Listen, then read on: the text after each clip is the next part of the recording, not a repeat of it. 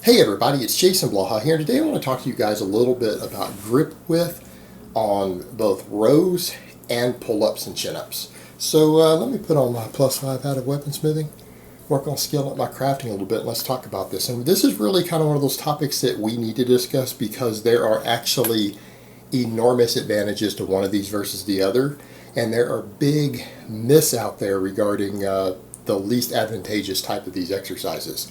All right, the big myth that you hear from people, and you'll see lots of bodybuilders say this because, again, they're not looking at anatomy. They will say things like the wider grip on a pull-up, or even a row to some extent, will equal a wider back. And a narrower grip equals a thicker back, because the wide grip works the outside of the lat more and the narrow grip works the inside of the back more. That's complete bullshit. Complete bullshit. There's no truth to that. There's no biomechanics to support that. That's something they just made up because in their heads, well, the wide grip must work the outside more. The same sort of mindset has been used on the chest, that people will honestly think the wider grip works the outer pec more and a narrower grip works the inner pec more. It doesn't actually work that way. I'm not saying that grip width don't affect muscles differently on those exercises. They do, but it doesn't work like that. With the lats, in fact, you can't make the lats really grow disproportionate like that. If your lats get thicker, they're going to get wider, and if they get wider, they're going to get thicker. You cannot avoid that. The exercises that you see that add back thickness are not necessarily because of what they do to the lats, and they do grow the lats, but it's anything that grows the mid-traps, anything that grows the thoracic erectors, stuff like deadlifts, certain types of rows also, but deadlifts are actually usually what really thicken up your back, because it works all those muscles underneath the lats in the middle and it pushes all the stuff out more. So if you have really thick mid and lower traps, really thick thoracic erectors, all those support muscles under there along the spine, yeah, your back looks thicker. It looks a lot thicker. But that's not affected by your grip width. Your lats, anything that grows the lats, and all those grow the lats, they're going to make them grow just as wide and thick at the same time, just based upon your individual genetic structure. All right, it's going to have to do with the shape of your muscle inherently, but the lat isn't really a muscle to where you're going to see a big difference in working different parts of it, enough to see a difference in the mirror, to where you can make it grow disproportionate like that. That's just a myth. The thing is, here's what ends up happening. The difference is, the narrower you grip any of these exercises, the more the biceps get worked. Now, you're going to, again, hear this bodybuilder type logic. Bro logic, really, where they want to treat the body like a Lego stack. Their mentality will tell you, oh, well, if another muscle does more work in an exercise, then you need to take that out because it's taking away from the muscle you're trying to work. No, in this case it doesn't. Meaning, when you're doing, say, a pull-up or chin-up or whatever, let's take the hammer grip. If you do them out wide, yes, your biceps get worked less. They get worked less. And then if you do them narrow. But here's the thing, most people are stronger with the narrow grip. That's your strong position. That's your natural position. Why? Because you can lift more weight. But it doesn't take stress off the back, because let me ask you a question. Most people, when they go narrower grip, I'll say they're chin-ups. Let's say you can do 5 pull-ups with the wide grip. You can probably do 6, 7, or 8 with the narrow grip. You also have to move your body an extra inch or two longer. It's a longer pull. It's a longer range of motion. Every single rep, you're doing more work than with the wide grip. And because of it's a longer range of motion, and you can do more reps with the same body weight. Does that suggest that the back is getting less work? No, I don't think so. It just means the biceps are doing more work, and therefore you're able to work more because you've incorporated another set of muscles into a very efficient leverage. They let you do more total work. Your back doesn't get worked any less. The lats get worked just as hard on the narrow grip as the wide grip. It's just that the biceps get extra work also and allow you to do more total work. The difference here, people talk about making exercises harder versus easier as far as growth stimulation. Yes, there's something to that, but it's not that simple because there's more than one way to make a muscle work harder. And sometimes that forces you to use less weight. Sometimes when you take an exercise and you find ways to cut range of motion out, You can lift more weight and it makes it easier, but it doesn't make the muscle work harder. So the heavier weight doesn't do anything for you than a lighter weight would have with a fuller range of motion. Bench press is an example. How about curls? Guys who curl like this, sure they can lift more weight, but they're not extending to the bottom, and then they're taking a break at the top and letting their shoulders do a lot of the work. It works the bicep less than if they had just done stricter curls with a lighter weight, right? But that's because you trim range of motion to make it easier. When you put muscles into a position to where they can work harder, they can pull harder, they can do things through a longer range of motion, it might seem easier, but it's not.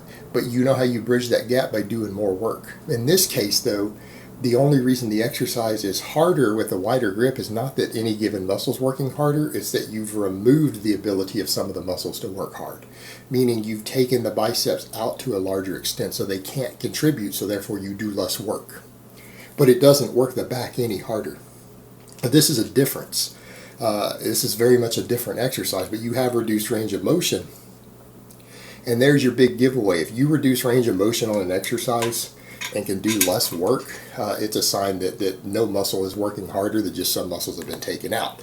So the difference here, the narrower grip allows for more bicep brachialis, radial brachialis, all of that to get involved. So those muscles get stimulation in addition to the back. And the ironic part is you'll see people do the weaker version of these things. They'll do a wider grip to say, well, because I want to take my biceps out and get my back more growth. But it stimulates the same growth, but then the same guys will come behind it and do a bunch of curls. So it's kind of like you've got to wonder, well, if you wanted your biceps to grow, why did you specifically take them out of the exercise to make it more difficult to do another exercise when that exercise doesn't work your back any harder? All you did was less work. You didn't get any more back growth with that wider grip. No more back growth. All you did was get less bicep growth. That was all you did. You didn't help your back in any way by doing that. But then you're having to come behind it and do more bicep work because your biceps aren't getting stimulated enough. You guys see the problem with that logic? And there's more to it than that. It's superior because, hey, most people who train their back probably want big biceps too. There are going to be exceptions. There might be people who say, I want small biceps. I don't want my biceps getting any bigger. I don't want to look like I lift in a t-shirt or anything. Can't have that shit. But I don't know anyone like that. Most guys are going to come and do bicep curls anyway. So the question becomes, if you wanted bigger biceps, why didn't you let your biceps work on the back work also? It doesn't actually make your back grow less when you do that because the back is doing the same amount of work it was doing before.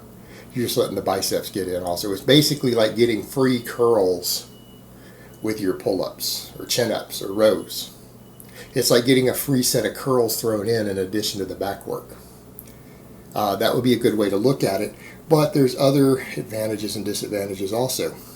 Okay, if you're worried about your shoulder health, this is another thing. I don't let anyone who's ever had any history of shoulder injury or who needs to keep their shoulder strength for some other activity. They need a good shoulder strength, rotator cuff strength because they play golf, they play tennis, they play baseball, something like that. They should never, ever, ever do wide grip pulls because it's harder on the shoulder joint. It's more likely to injure your shoulder.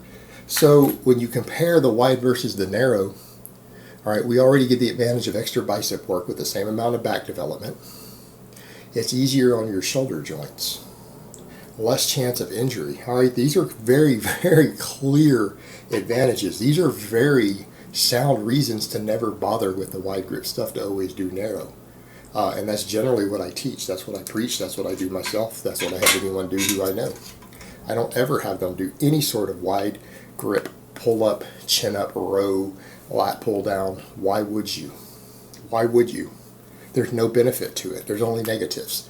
Furthermore, when you're put in any position to where you need real world strength, let's say you ever have to pull yourself up something. You have to pull yourself up something. I don't care whether it's to swing up into a helicopter, to climb up over a ledge, to get up a tree. What's your natural position going to be? Are you going to grip it out wide and do it, or are you going to grip it narrow and pull yourself up? You instinctively know as a human being, to grab it narrow and pull up. Why? Because you're stronger, you're going to be better at it. If you have trained to do it that way in the gym, if you ever do have to pull yourself up something in a serious situation, you will have trained already the motor patterns to be better in the position that you're stronger at naturally anyways. It's actually better for real world situations. In the rare event that any of you ever need to pull yourself up something for a real reason, a serious reason, whether it's a tree, a ledge, a helicopter, anything. But again, falling off something and having to catch yourself and pull yourself back up, it could happen one day. You can fall over the edge of a balcony or a building and catch yourself and have to pull yourself up. It could happen. It does happen. Not saying it will, but if it does, you've already trained yourself for the functional, real world movement of pulling yourself up better. You're going to be faster and easier at it, and it's going to, be beneficial at that point. If that's the motor pattern you will have trained. So, truth be told, when you look at the perceived positives of doing a wider grip on these sort of exercises, they don't actually exist. They actually stimulate less overall strength, less overall muscle mass, because again, most people want bigger biceps. They want more arms. Otherwise, they wouldn't be doing curls in addition to their pulling if they didn't want bigger arms. And the wider grip has the higher chance of injury. It has the highest chance of injury. So that being said, the question I would ask people is, why would you ever bother doing it? What's the point? Less muscle development, less strength, less carryover to the real world, higher risk of injury. Benefits, zero, other than maybe your biceps won't grow as much and maybe someone wouldn't want more bicep. That's the only possible perceived advantage of doing that. So the question becomes why? Why would you ever do a wide grip on any sort of back pull like that? Does it benefit you in any way? Narrow grip is generally going to be the way to go, and that's what I always recommend to people. Alright guys, but that's really all I have to say on that today. I hope it's been informative, and I will talk to you guys next time.